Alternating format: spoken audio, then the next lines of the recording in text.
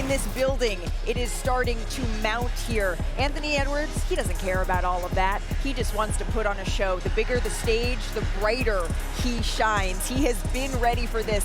He says he's confident in every single thing that he does, but this will be an offensive battle between Shai Gilgeous-Alexander and Anthony Edwards. SGA, he will be mic'd up tonight, hoping to lead his team to the NBA Finals. Let's dive into this just a little bit deeper here, because this battle, it'll be between these two guys who are ranked first and second in total points in the regular season. It's the first time the top two players in total points face off in either the conference or NBA Finals since James Harden versus Steph Curry in 2015. But how they get their points, that's different. Edwards, he ranks second in made three-pointers this postseason, which comes after he hit a league-high 320 shots from beyond the arc in the regular season. That's a Timberwolves record. As for SGA, he looks to get a little closer to the basket, creating for himself. This postseason, he's made 43 jumpers when going off the dribble, the most by any player in these playoffs. Both of these guys, they live for this moment, Stephen A., but who is set up, and that can include the team around them, to take a bigger step in this series between those two? For me, it's Anthony Edwards. I'm not taking anything away from Shai Gilgeous. Him and Julius Randle, the only guys in this postseason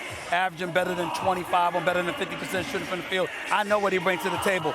I just think that Ant-Man is special. He's a special something that doesn't come along very often. He shot 44% from three-point range in the semifinal series. We got to pay attention to that. He's only like 1 for 14 from mid-range. You know what that means? He's shooting threes or he's going to the hole. He ain't concerned too much with his mid-range game. He's going to be in attack mode. I think he knows it's going to be necessary for him to do that in order to beat a quality team like OKC. And that's why I think it's set up for him to really take over, because he has no choice. We could be looking at the beginnings of a rivalry that goes on for the next 5 or 10 years for these two guys, which is fantastic if you're an NBA fan. I mean, this is the young star. This is them, and we're going to find out the answer. We ask these questions amongst each other. In the next 5, 6, 7 games, whatever it takes, we're going to have an answer to that question. We're going to have an answer to who asserted themselves. SGA, to me, has been a little more consistent. As great as Anthony Edwards is, he comes and goes a little bit in the course of the game. He's either great or you're going, bad turnover. Where is he? He's got to assert himself. SGA is just a little more consistent, but that doesn't mean Anthony Edwards can't take over the whole series. So what version of Anthony Edwards, Perk, needs to show up for the Timberwolves here? Oh, Anthony Edwards don't need to show up. Ant-Man needs to show up. The Minnesota Timberwolves don't need Anthony Edwards to play the right way. They need him to play the wrong way. They need him to be aggressive. See, here's the thing. After they won game 5, eliminated Golden State, he said he wasn't satisfied. He's been here before. Well, guess who's in your way?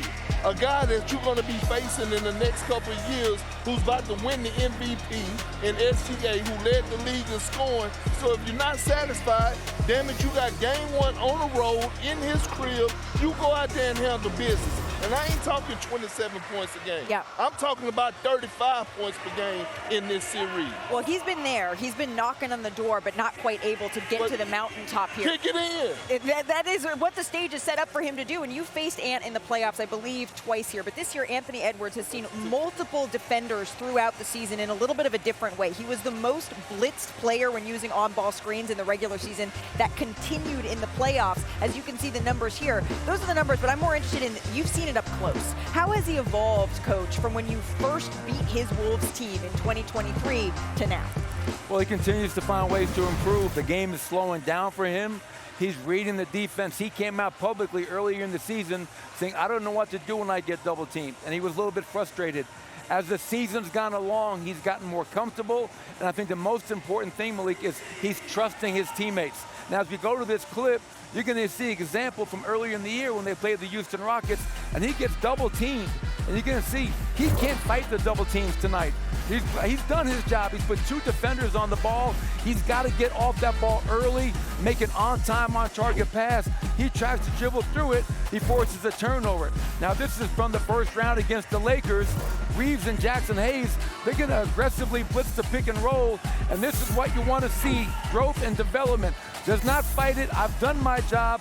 Put 2 defenders on the ball. Let me trust Julius Randle to make the right play and knock down the open shot. If he can continue to do that, he's going to put this team on his back. And that's been the evolution of his game. Stephen A., you and I have covered this league and some of its biggest stars, you for far longer than me. You covered Michael Jordan, who our Mark Jones reported that Ant actually reached out to. He said that he wanted to be able to learn from someone like Jordan. I know that Ant has told me, I don't want the comparisons, I want to be my own Anthony Edwards, but I don't know that there is another player who has sort of taken that mantle since LeBron James. One of the things about Michael Jordan is that he could spot a softie a mile away, and somebody that didn't want it.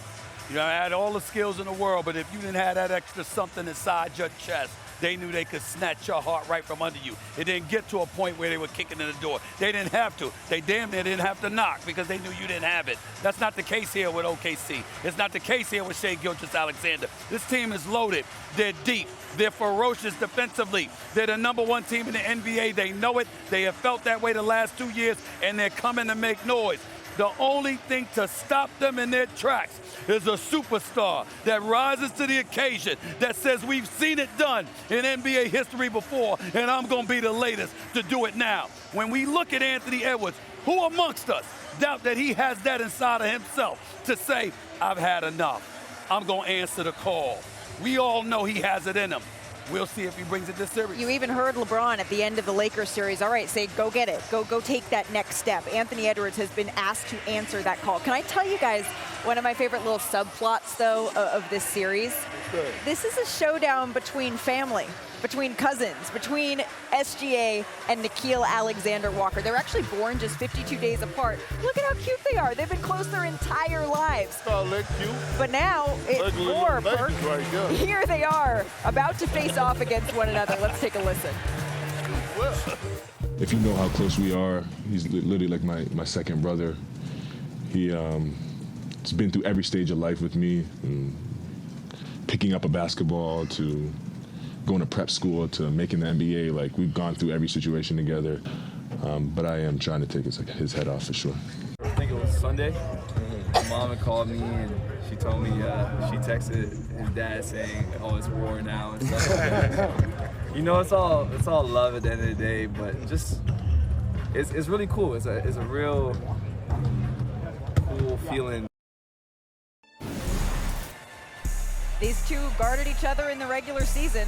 I expect them to guard each other again at some point in the series. Can you imagine, Perk, playing against your cousin, just like back on the schoolyard, but now you're in the NBA with a chance at the finals on the line? Oh, we ain't cousins between the lines. I mean, we all didn't sit up here and played against a brother, a cousin in the park, and damn it, it was a brawl for it all. We ain't family. When you're going up against family, you want to beat them more. Yeah, there you go. You want to make them miserable on the holidays and everything. Wanna try to boast at what I look like. Think I'm gonna try to wear, pull up all brains. Jimmy with the heat, I'm on fire. It's NBA on the ESPN.